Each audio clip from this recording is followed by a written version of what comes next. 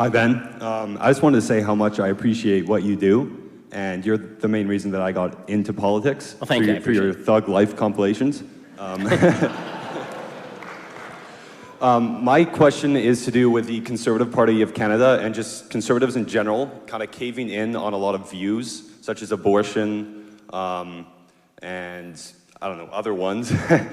And kind of saying that we need to get votes and kind of caving in on views just to get votes and cater to society. For example, to like get Justin Trudeau out of power.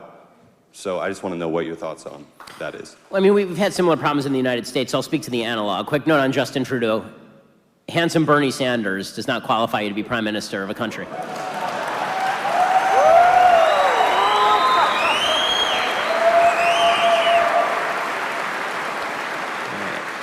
As I said last night, like, I'm real happy he's got a six-pack and all, but I do not understand what that has to do with knowing a single thing about governance.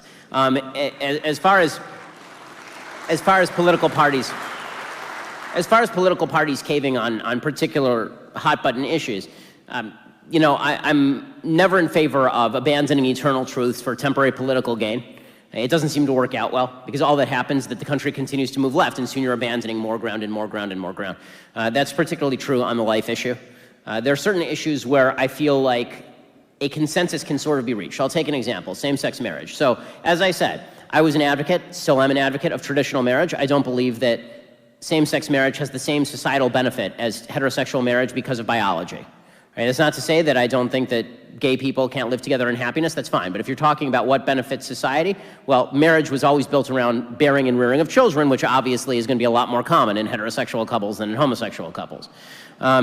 With that said, it appeared to me that what was happening in the United States, that the ground was shifting, and folks wanted the government to become the great imprimatur of virtue. And so now the government was going to grant same-sex marriage. And my response to that was, here's a better idea. Why don't we just all get out of this business?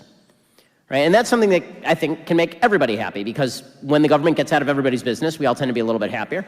And then if you want to do what you want to do at your church, totally fine. Is that me abandoning the traditional marriage issue? No, it's me acknowledging that the government is not good in a particular area, and that the social fabric has to be rebuilt in a particular area, and that the social fabric has to be protected by getting government out of that realm entirely. I've said the same thing with regard to things like marijuana legalization or decriminalization. I've never smoked pot in my life. I find it irritating. It smells terrible. But with that said, the government sucks at regulating it, at least in the United States. And so that means that maybe the solution is deregulation or decriminalization of marijuana, specifically with the goal of allowing to find a certain market level, and then allowing a social fabric to be built around the idea that maybe smoking pot is bad, as opposed to it just being, basically, here's my view.